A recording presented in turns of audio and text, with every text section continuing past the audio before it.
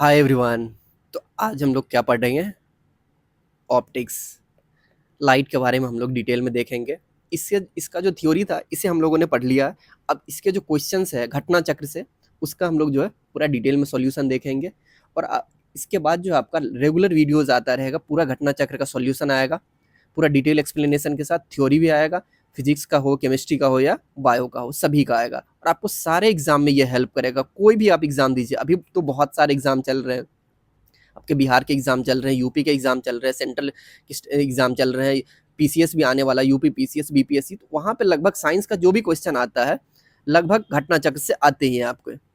तो चलिए हम लोग सॉल्यूशन इसका देखते हैं, ऑप्टिक्स का डिटेल सॉल्यूशन देखेंगे। आप लोग प्लीज चैनल को सब्सक्राइब कीजिएगा और कमेंट करके बताइएगा इसके बाद आप कौन सा टॉपिक चाहते हैं।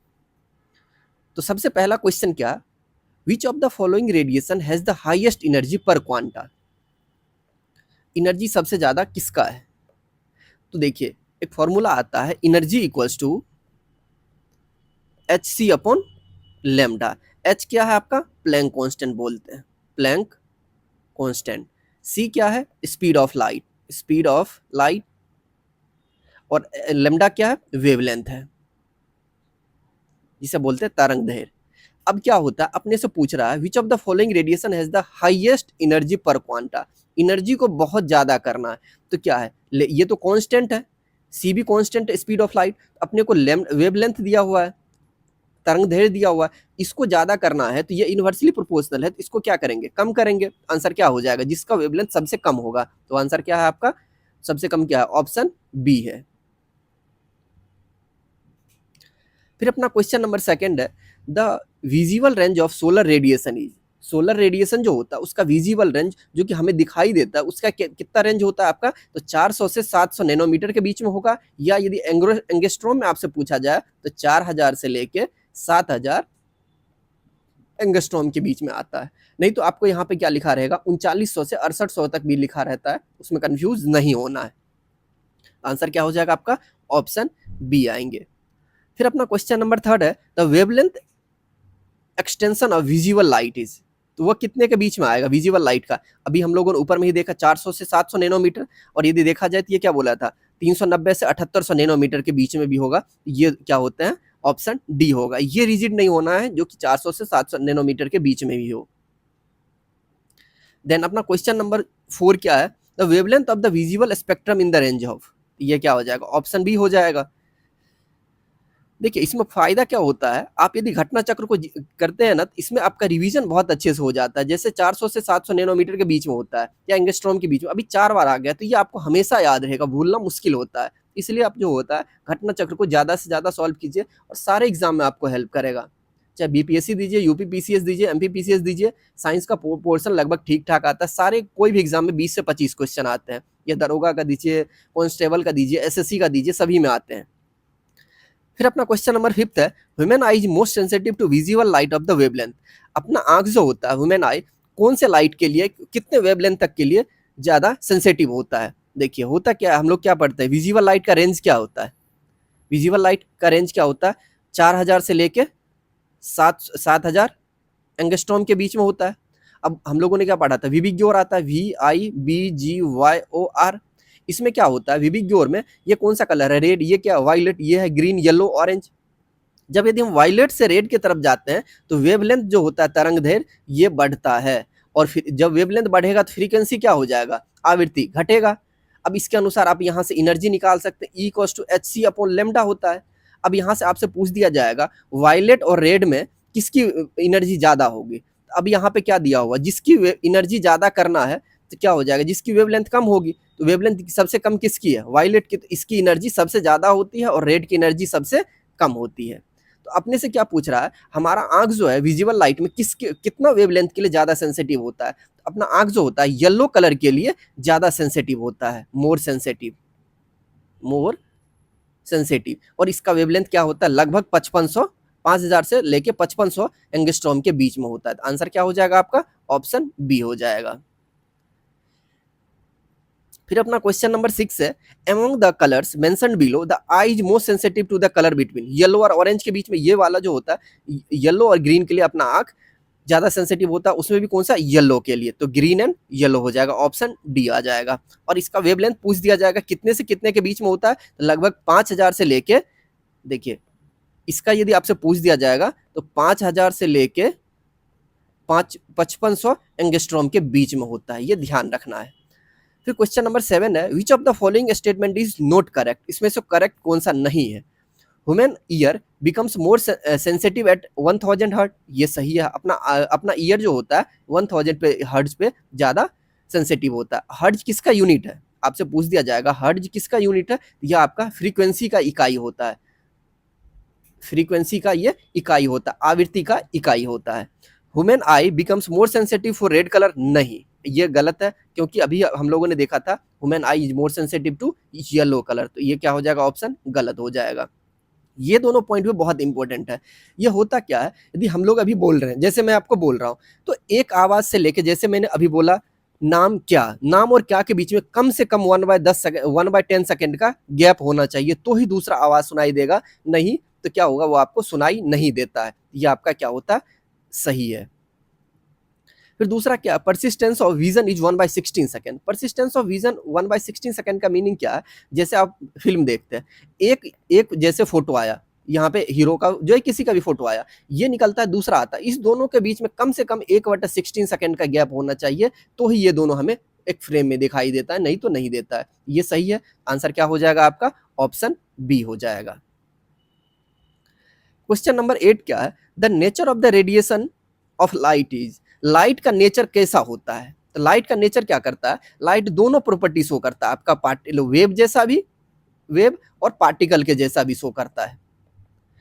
पार्टिकल के जैसा कब शो करता है, जैसे हम लोग पढ़ते हैं फोटो इलेक्ट्रिक इफेक्ट, ये हम जब फोटो इलेक्ट्रिक इफेक्ट पढ़ेंगे, आइंस्टीन के द्वारा एक्सप्लेन किया गया था, तो वहां पे हम लोग पढ़ेंगे पार्टिकल नेचर शो करता है। लेकिन आज अपना टॉपिक क्या है, जैसे रिफ्लेक्शन रिफ्रैक्शन ऑफ लाइट वगैरह जो पढ़ते हैं, वह आपका वेव नेचर शो करता है। तो क्या ये भी आएगा, ये भी आएगा। अब आगे देखते हैं ऑप्शंस क्या है, both wave and particle nature, option क्या हो जाएगा, सी हो जाएगा आपका। तो इसलिए जो होता है, आपसे पूछा जाएगा लाइट कैसा प्रॉपर्टी शो करता है, कैसा नेचर शो करता है, तो ड्यूअल नेचर शो करता है। फिर अपना क्वेश्चन नंबर 9 है, light appears to travel in a straight line because, देखिए लाइट की प्रॉपर्टी ही होती है, उसका एक नेचर ही होता है, लाइट जो होता है स्ट्रेट लाइन में ट्रेवल करता है, सीधी रेखा में। ऐसा नहीं होता होगा, जैसे अब बंद कमरे में लाइट जलाइएगा तो दूसरे कमरे में सुनाई चला जाएगा। लेकिन साउंड क्या होता है, स्ट्रेट लाइन में ट्रेवल नहीं करता है, स्ट्रेट लाइन में भी करता है, सभी में करता है, वो बेंड भी होता है। देखिए साउंड में क्या होता है, जैसे अभी आप एक रूम में बोल रहे हो, दूसरे रूम में सुनाई देता है, तो वह ऐसा, ये उसका लाइट का, साउंड का प्रॉपर्टीज नहीं होता है। इसके पीछे का क्या रीजन है, आप खुद सोचिए। इसके ऑप्शंस के अकॉर्डिंग सोचता है, it consist of small particle, नहीं, इसमें पार्टिकल से कुछ लेना देना ही नहीं है। The velocity of light is very large, इसमें स्ट्रेट लाइन के लिए वेलोसिटी से नहीं लेना देना होता है। इसका रीजन क्या होता है, इसका वेवलेंथ ऑफ द लाइट जो होता है, वह आपका बहुत ही कम होता है, E equals to hc/λ। Light का एनर्जी बहुत ज्यादा होता है, तो वेवलेंथ क्या होता है, बहुत कम होता है, इस वजह से लाइट जो होता है आपका स्ट्रेट लाइन में ट्रेवल करता है। तो रीजन क्या हो जाएगा, वेवलेंथ जो होता है, जिसे क्या बोलते हैं, आवृत्ति नहीं, तरंग दैर्घ्य जो इसका क्या होता है, बहुत कम होता है, इस वजह से ये स्ट्रेट लाइन में ट्रेवल करता है आपका। फिर क्वेश्चन नंबर 10 है, which of the following statement is true, इसमें से कौन सा सही है। The light has greater velocity, ये सही है, लाइट की स्पीड बहुत ज़्यादा होती है, और कितनी होती है, ये आपको बहुत कॉमन सी बात है, 3,00,000 किलोमीटर, 3,00,000 मीटर पर सेकंड, 3 × 10⁸ स्पीड ऑफ लाइट कितनी होती है, 3 × 10⁸ मीटर पर सेकंड, इतनी स्पीड ऑफ लाइट होती है। कुछ नहीं मेंशन किया गया, तो एयर में है, वैक्यूम में। तो sound has the greatest velocity, नहीं, तो ये आपका साउंड का स्पीड कितना होता है, तो 330 के अप्रॉक्स मीटर पर सेकंड होता है, और लाइट कितना होता है, तो 3,00,000 मीटर, 3 × 10⁸ मीटर पर सेकंड, और आपका साउंड की भी कितना होता है, तो 330 मीटर पर सेकंड होता है। तो ये सही है, ये आपका गलत है। देन आपका क्या पूछ रहा है, celestial object has the greatest velocity, no. Rocket has the greatest velocity, no. Answer क्या हो जाएगा आपका, ए हो जाएगा। साउंड का स्पीड क्या बोला था, 330 या 343 मीटर पर सेकंड होता है, और स्पीड ऑफ लाइट क्या होता है, 3,00,000 किलोमीटर पर सेकंड, दैट इज 3 × 10⁸ मीटर पर सेकंड होता है। और इस दोनों का स्पीड जो होता है, सेलेस्टियल ऑब्जेक्ट हो या रॉकेट, उतना ज़्यादा नहीं होता है इसके कंपैरिजन में। The speed of light in vacuum is 3 × 10⁸ metre per second है, ये भूलना नहीं है आपको। ये क्या होते हैं आपके मीटर पर सेकेंड। यदि किलोमीटर में पूछा जाएगा तो 3 इसको कम कर देंगे, तो ये क्या हो जाएगा 3 × 10⁵ किलोमीटर पर सेकेंड होगा। The speed of light is 3 × 10⁸ metre per second. देखिए क्वेश्चन रिपीट होने से क्या होता है, फायदा होता है, मीन्स ये अब हमेशा याद हो जाएगा। क्वेश्चन नंबर 13 है, the speed of light in air depends upon. Light का स्पीड किस चीज पे डिपेंड करता है? देखिए pressure, density, it depends upon the pressure, temperature, density and temperature. देखिए स्पीड ऑफ लाइट सब चीज पे डिपेंड करता है आपका। देखिए डेंसिटी क्या होता है, ऑप्टिकल डेंसिटी होता है, ऑप्टिकल डेंसिटी। जैसे हम लोग क्या पढ़ते हैं, mu equals to C/V। Mu क्या होता है, रिफ्रैक्टिव इंडेक्स होता है। ऑप्टिकल डेंसिटी का मीनिंग होता है, जैसे आपका लाइट का स्पीड किस में होता है, हवा में सबसे ज्यादा होता है, पानी में उससे कम होता है, और डायमंड में उससे भी कम होगा। उसके पीछे का क्या रीजन होता है, तो डेंसिटी उसकी ज्यादा होती है। जब भी डेंसिटी का मीनिंग क्या होगा, जैसे इतना जगह है, अब यहाँ पे बहुत सारा आदमी है, बहुत आदमी है, अब यहाँ से आपको जाना बहुत मुश्किल होगा। उसी तरीके से लाइट में क्या होता है, डेंसिटी ज्यादा होने की वजह से इसकी लाइट की स्पीड जो होती है कम हो जाती है। ये भी प्रॉपर्टी हो जाएगा। Depend upon the pressure, temperature and density, temperature पे भी डिपेंड करेगा।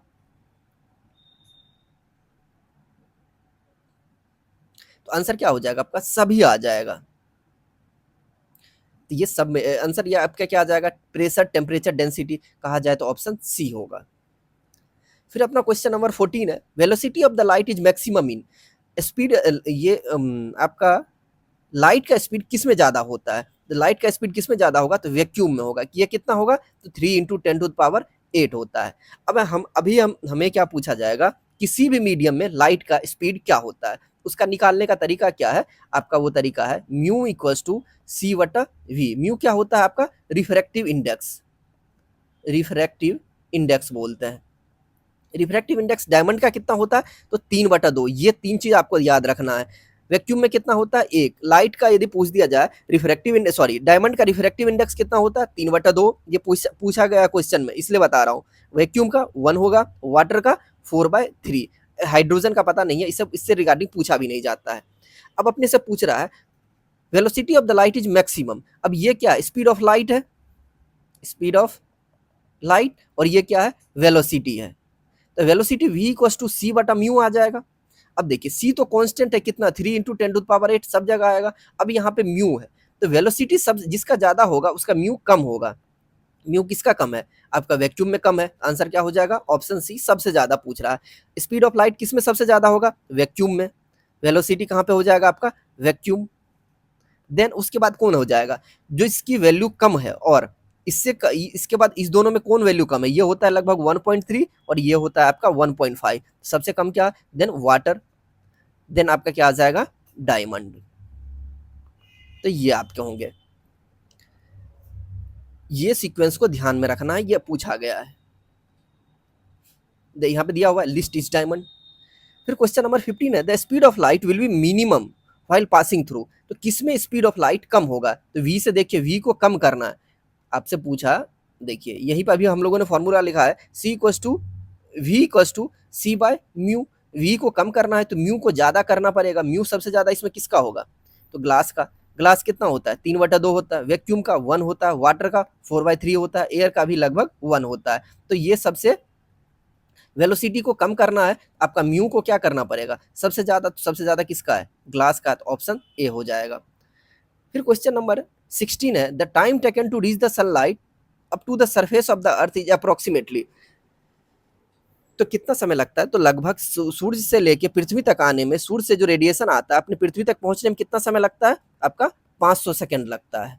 500 सेकंड इतना याद करना है। अब इसे कन्वर्ट कर लीजिए, वो लगभग 8 × 6 और 8 मिनट कुछ सेकंड आएगा। ऑप्शन क्या हो जाएगा, ऑप्शन सी हो जाएगा।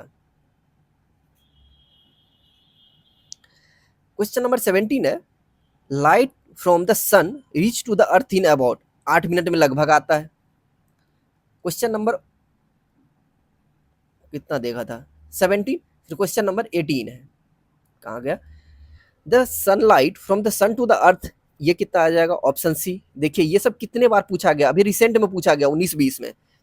फिर क्वेश्चन नंबर 19 है, which of the following has the highest velocity. Highest velocity किसका होगा? लाइट का होता है आपका, ये कितना होता है 3 इंटू 10⁸ होगा। और कॉस्मिक रेज का जो होता है इस सभी का जो है इस सबके कंपेरिजन में कम होता है। सबसे ज्यादा किसका होगा? आपका लाइट का होता है।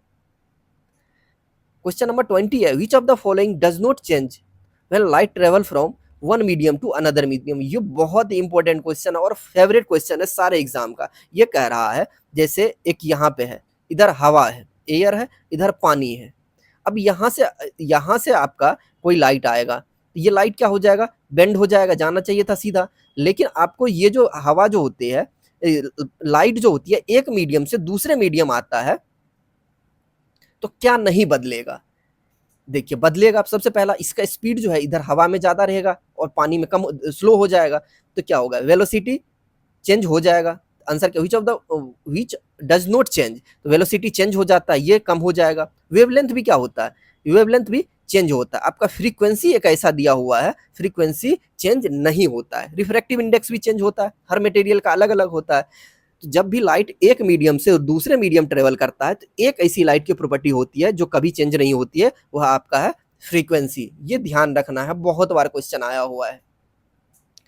फिर क्वेश्चन नंबर 21 है, when light waves pass from air to glass. Air से यदि ग्लास में जाएगा, then the variable effect are, तो किस पे इफेक्ट आएगा?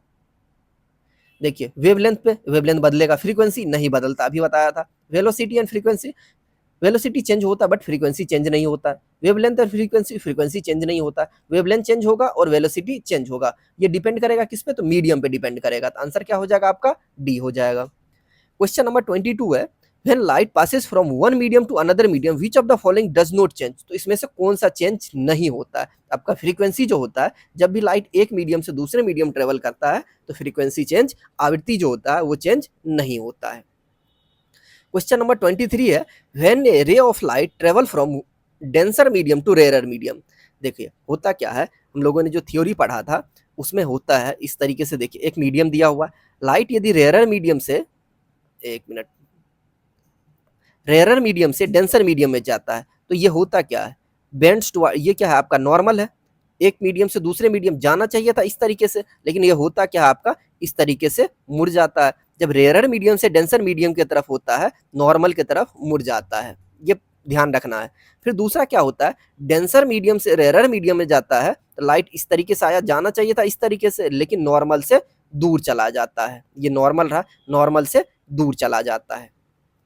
तो अपना क्वेश्चन क्या पूछ रहा है? When a ray of light travel from denser medium to rare medium, denser से रेयर में आएगा तो क्या हो रहा है? वो आपका नॉर्मल से दूर जा रहा है। The speed up and the bends away from the normal, normal से दूर हो जाएगा। और यह क्या हो जाएगा? स्पीड बढ़ेगा या घटेगा? लाइट का स्पीड जो होता है रेयर मीडियम में ज्यादा होता है और डेंसर में स्पीड ऑफ लाइट कम होता है। क्यों? तो अभी बताया था। इसमें होगा क्या? रेयर, देखिए डेंसर से रेयर, डेंस बहुत डेंस है, घना है, यहाँ पे बहुत ज्यादा है पार्टिकल। अब इसमें से लाइट को ट्रेवल करना है, बहुत धीरे से ट्रेवल होगा, मुश्किल होगा। लेकिन इसमें क्या होगा? इसमें पार्टिकल जो है कम है, अब यहाँ से ऐसे पास हो जाएगा। तो आंसर क्या हो जाएगा? आपका ऑप्शन ए हो जाएगा। ऑप्शन बी इसके अलावा सभी गलत होंगे। इसी में सब में यही लिखा हुआ, अप्स डाउन वगैरह लिखा हुआ है। क्वेश्चन नंबर 24 है, the formation of glittering colour in the thin foam of soap is result of which of the following phenomena. जो सोप का जो झाग जो बनता है उसमें देखते होंगे वो, उसे वो क्या बोलूं, बबल जो बनता है, वो बबल होने का क्या रीजन है? उसका रीजन है टोटल इंटरनल रिफ्लेक्शन होता है। Total reflection, TIR, total internal reflection बोलते हैं। टोटल रिफ्लेक्शन और इंटरफेरेंस, ये दो रीजन होता है। ध्यान रखना, टोटल रिफ्लेक्शन है, रिफ्रैक्शन नहीं है। यहाँ पे दिया हुआ है टोटल रिफ्रैक्शन। वो होता क्या है? टोटल इंटरनल रिफ्लेक्शन और आपका इंटरफेरेंस, ये दो रीजन होते हैं। अब इसका और एग्जांपल क्या होते हैं? जैसे देखिए मिराज दिखाई देता है। जैसे आप रास्ते पे गर्मी के मौसम में चल रहे होंगे तो सुनाई क्या दिखाई आपको? क्या देता होगा? जो कि रास्ते में आगे में पानी दिख रहा है, तो वो क्या रीजन रहता है? टोटल इंटरनल रिफ्लेक्शन की वजह से। आपका हीरा चमकता है, वो किस वजह से चमकता है? तो टोटल इंटरनल रिफ्लेक्शन की वजह से। क्वेश्चन नंबर 25 है, total internal reflection can take place when light travel from. Total internal reflection के लिए ये जरूरी कंडीशन है, लाइट का जो है डेंसर मीडियम से, डेंसर से रेयर में जाना होता है। रेयर मीडियम में ये जरूरी कंडीशन होता है। आपको लाइट को ट्रेवल कैसे करना पड़ेगा, डेंसर टू रेयरर। तो डायमंड कौन सा है, रेयरर है डेंसर, तो इसके रिफ्रैक्टिव इंडेक्स अपने को पता चलता है। डायमंड का कितना होता है, तो 3/2 होता है, 3/2 होता है, और ग्लास का कितना होता है, थोड़ा इससे कम होता है अप्रोक्स। जैसे ये आ गया यदि 1.5 डायमंड का, ये इसका क्या होता है 1.45 होता है। वाटर टू ग्लास, वाटर क्या होगा,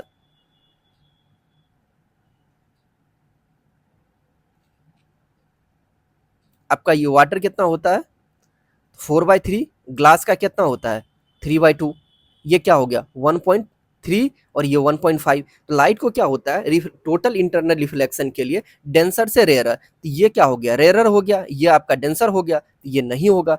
एयर टू वाटर, एयर के लिए क्या होता है 1 और वाटर के लिए 1.3, तो रेयरर टू डेंसर हो गया, ये भी गलत है। डेंसर टू रेयरर जाना चाहिए था, ये भी गलत है। तो आंसर क्या हो जाएगा आपका ऑप्शन ए हो जाएगा। फिर आपका दूसरा क्या है, नेक्स्ट क्वेश्चन है क्वेश्चन नंबर 26। एक कट डायमंड साइन ब्रिलियंटली, जो कटा हुआ डायमंड होता है वो ज्यादा चमकता है, उसके पीछे का क्या रीजन है, टोटल इंटरनल रिफ्लेक्शन होता है। इस बात को ध्यान रखना है, जो कि वो आपके ऑप्शन, मैंने जब जो थ्योरी पढ़ाया था उसमें मैंने आपको एक्सप्लेन किया था टोटल इंटरनल रिफ्लेक्शन क्या होता है, ये सारा मैंने किया था। इसके एग्जाम्पल्स क्या हो जाएंगे, जैसे कटा हुआ कांच रहता है, जैसे गिलास आपका टूट जाए, शीशा का गिलास, तो चमकता है कटा हुआ पार्ट, टूटा हुआ पार्ट, उसके पीछे का क्या रीजन है, टोटल इंटरनल रिफ्लेक्शन। फिर आपका दूसरा है डायमंड चमकता है, आपको जो मिराज होता है वो दिखता है, और ये जो इस तरीके से जो आप लोग जो घर में जो लाते हैं उसे क्या बोले सजाने के लिए, इसमें लाइट क्या होता है इस तरीके से जो जलता होगा, वो इसके पीछे का क्या रीजन है, तो टोटल इंटरनल रिफ्लेक्शन होता है। फिर क्वेश्चन नंबर 27 है, the diamond appears lustrous because of, तो क्या रीजन आएगा, जो चमकदार क्यों दिखता है, तो टोटल इंटरनल रिफ्लेक्शन की वजह से होता है। क्वेश्चन नंबर 28 है, what is the reason behind the extraordinary shining of the diamond cut in a proper way, ये कौन सा प्रॉपर्टी की वजह से होता है डायमंड चमकता है, इसका क्या रीजन होता है, because of its high refractive index, और ये कितना होता है रिफ्रैक्टिव इंडेक्स, तो 3/2 होता है, इसकी रिफ्रैक्टिव इंडेक्स ज्यादा होने की वजह से ये चमकता है। फिर क्वेश्चन नंबर 29 है, assertion और रीजन है, a diamond sparkles more than the glass imitation cut the same sharp, ये सही है। आपका क्या बोल रहा है, डायमंड जो होता है आपका ग्लास के कंपैरिजन में ज्यादा चमकता है,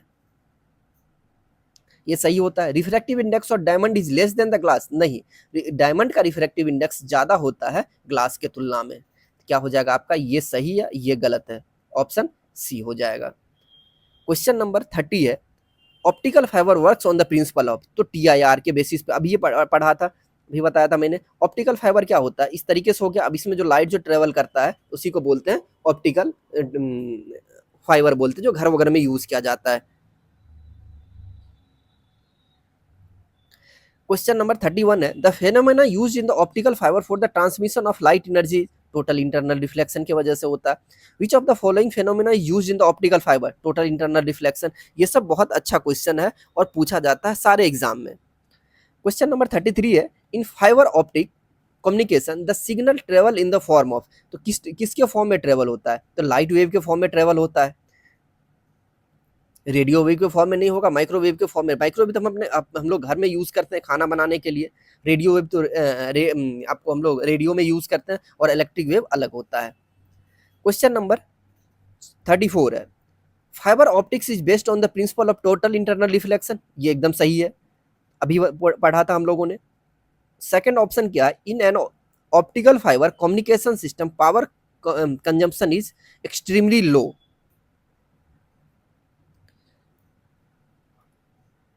फिर अपना क्वेश्चन ऑप्शन थर्ड क्या, optical fibre communication are free from radio frequency interference, ये भी सही है। ऑप्शन डी क्या है, in India Reliance group of industry is engaged in the manufacturing of the optical fibre, ये नहीं है। ऑप्शन क्या हो जाएगा आपका आंसर, 1, 2 और 3 हो जाएंगे। क्वेश्चन नंबर 35 है, endoscope used by the doctor for the examination inside the patient stomach used for on the principle of, देखिए इंडोस्कोपी जो यूज किया जाता है मुंह में डाल के पेट को जांच करना होता है डॉक्टर के द्वारा, ये किस पे बेस्ड है, आपका टोटल इंटरनल रिफ्लेक्शन पे बेस्ड होता है, इसे हम लोगों ने थ्योरी में डिटेल में पढ़ा है। क्वेश्चन नंबर 36 है, an endoscopy used by the physician, ये इसका भी क्या रीजन हो जाएगा, total internal reflection. A reason of the mirage, mirage क्या होता है, जैसे देखिए अब ये रोड रहा, अब गर्मी का मौसम है, यहाँ पे मतलब डिजर्ट में आप चल रहे हैं। अब यहाँ से यदि कोई एक प्लांट है, तो आपको अब यहाँ से जा रहे होंगे तो आपको लगता होगा ये उल्टा दिखाई देता है, उसी को मिराज बोलते हैं। तो उसके पीछे का क्या रीजन है? टोटल इंटरनल रिफ्लेक्शन होता है। फिर अपना क्वेश्चन नंबर 38 है, mirage formation is an example of. Mirage formation किसका एग्जांपल है? तो टोटल इंटरनल रिफ्लेक्शन का होता है। क्वेश्चन नंबर 39 है, consider the following natural phenomena due to which this phenomena is mirage form. किस वजह से मिराज फॉर्म होता है आपका? तो पहला क्या होता है? Terrestrial heating. वहां पे क्या होता है, जब हवा जो ये जो बालू में जो होता है, डिजर्ट में हवा गर्म होने के बाद ऊपर उठता है, उसकी डेंसिटी कम होती है, तो टेरेस्ट्रियल हीटिंग होता है। रिफ्लेक्शन नहीं। रिफ्रैक्शन आपका refraction of light total internal होता है, टोटल इंटरनल रिफ्रैक्शन होता है। डिसरेक्शन नहीं। तो आंसर क्या हो जाएगा आपका? ऑप्शन सी आ जाएगा। क्वेश्चन नंबर 40 है, which one of the following reflects back more sunlight as compare to the three. तो सबसे ज्यादा ये देखिए, ये आपको 12th क्लास के एनसीईआरटी में दिया हुआ है, बायो के लास्ट के चैप्टर में। तो उसमें जो है आपका, उसके पीछे सबसे ज्यादा जो, जैसे यहाँ पे देखिए, ये हो गया आपका स्नो हो गया, बर्फ हो गया, ये आपका डिजर्ट हो गया, और ये आपका हो गया वाटर हो गया। अब यहाँ से जो सन से जो रेडिएशन आएगा, तो यहाँ से सबसे ज्यादा रिफ्लेक्ट कौन होगा? तो सबसे ज्यादा रिफ्लेक्ट करता है आपका स्नो करता है, बर्फ जो होता है वो सबसे ज्यादा रिफ्लेक्ट करता है। फिर अपना question number 41, the technique to integrate the mark the image of the three dimensional object is. इसे क्या बोला जाता है? होलोग्राफी बोलते हैं। होलोग्राम जो यूज किया जाता है, तो 3D इमेज ऐसा रहता है। आप तो थोड़ा सा टिल्ट करके देखिए तो पूरा दिखाई देता होगा। The technique to integrate and mark the image of a 3 dimensional object is called holography बोला जाता है।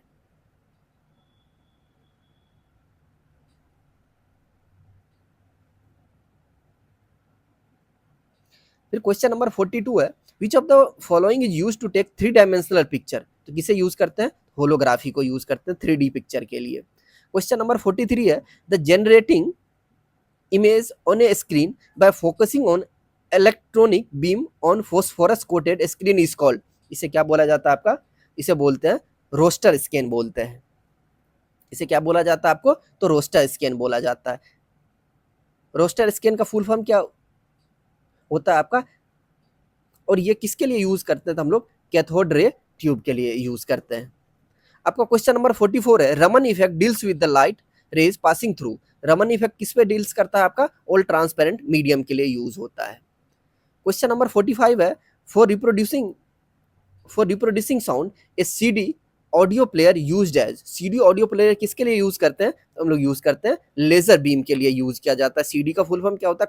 कॉम्पैक्ट डिस्क जो पहले यूज किया जाता है, तो प्लेयर यूज्ड एज किसके लिए यूज करते थे? तो लेजर बीम के लिए यूज किया जाता है। क्वेश्चन नंबर 46 है, when a CD compact disc use in the audio and video system is seen in sunlight rainbow like colour is seen. जब आप उसे जो डिस्क पहले जो आता था, उसे लाइट में यदि टर्न करके देखते होंगे तो ऐसा लगता होगा उस पर रेनबो है। उसके पीछे का क्या रीजन रहता है? तो रिफ्लेक्शन एंड डिफ्रैक्शन की वजह से। उसका रीजन क्या होता है? रिफ्लेक्शन। देखिए, रिफ्लेक्शन एंड डिफ्रैक्शन होता है, टोटल इंटरनल रिफ्लेक्शन नहीं होता है। ये क्या होता है आपका? रिफ्लेक्शन और डिफ्रैक्शन, ये दोनों रीजन होता है। क्वेश्चन नंबर 47 है, which of the following are correct. इसमें से करेक्ट कौन कौन से है? Light of longer wavelength is scattered much more than light of the shorter wavelength. देखिए, विविग्योर होता है, VIBGYOR। विविग्योर में क्या होता है? इसका वेवलेंथ जो आपका चेंज होता जा रहा है। वेवलेंथ किसका ज्यादा होता है? आपका रेड का वेवलेंथ सबसे ज्यादा होता है। तो आपने कहीं भी देखते होंगे सिग्नल किस चीज के लिए यूज, कौन से कलर में होता है? आपका सिग्नल जो होता है आपका रेड कलर में होता है। क्यों? क्योंकि ये स्कैटर नहीं होता है। यहाँ पे आपको क्या लिखा हुआ है? Light of longer wavelength scatter much नहीं, ये गलत होता है। जिसकी वेवलेंथ कम होती है वो ज्यादा स्कैटर्ड होता है। रेड कलर हम लोग सिग्नल में इसलिए यूज करते हैं सिग्नल में, क्योंकि वो बिखरता नहीं है। ये गलत है आपका। Question option second, the speed of visible light in water is इतना times than that of the vacuum. नहीं, वाटर में स्पीड ऑफ लाइट कितना हो जाएगा? ये कम हो जाएगा। और कितना होता है इसकी रिफ्रैक्टिव इंडेक्स कितनी होती है? 4/3, 1.33 टाइम्स से कम होगा। Radio waves are produced by rapidly oscillating electrical current. सही है आपका। To detect the over speeding vehicle please use the Doppler effect of the reflected short radio waves. ये सही होता है। तो डॉपलर इफेक्ट को यूज किया जाता है। होता क्या है, जैसे यहाँ पे कोई पर्सन बाइक से है, अब यहाँ से जैसे स्पीड से क्या करेगा, डॉपलर इफेक्ट क्या होता है, जैसे यहाँ से होता है तो यहाँ से एक वेव जाता है, ये वेव क्या होता है, जो भी स्पीड में जाता होगा यहाँ से ये रिफ्लेक्ट होता है और इसकी स्पीड को पता करता है। ऑप्शन क्या हो जाएगा, ऑप्शन 3 और 4 सही है, तो आपका आंसर क्या हो जाएगा, ऑप्शन डी हो जाएगा। फिर अपना क्वेश्चन नंबर 48 है, in a motion picture usually 24 frames are projected every second over the whole length of the film, ये सही होते हैं। An image formed on the retina on the eye persist for 0.1 second after the removal of the stimulus, नहीं ये गलत है आपका, देखिए बिकॉज ये कितना होता है 1/16 होता है, 1/16 तक के लिए परसिस्ट करता है। क्वेश्चन नंबर 49 है, television signal can not be received beyond a certain distance because, उसके पीछे का क्या रीजन होता है, जो कि टेलीविजन सिग्नल जो होते हैं, टीवी का सिग्नल एक सर्टेन रेंज के बियॉन्ड क्यों नहीं हमें रिसीव होता है, तो उसके पीछे का क्या रीजन है, the surface of earth is curved, ये जो अर्थ सरफेस जो होता है, देखिए होता क्या, यहाँ पे सैटेलाइट जो रोटेट कर रहा होता है, घूम रहा होता है, तो इसके अर्थ सरफेस टिल्ट होने के, कर्व होने की वजह से ऐसा होता है, क्या हो जाएगा, ऑप्शन डी हो जाएगा। फिर क्वेश्चन नंबर 50 है, the technique use to transmit audio signal in a television broadcasting is, उसका क्या रीजन होता है आपका, फ्रीक्वेंसी मॉड्यूलेशन होता है। तो चलिए थैंक यू सो मच। इसके बाद वाला पोर्शन जो है, देखिए एक ही साथ इतना लेंदी वीडियो बनाने का कोई फायदा नहीं है, तो इसके बाद वाला पोर्शन जो है हम लोग नेक्स्ट वीडियो में लेके आएंगे।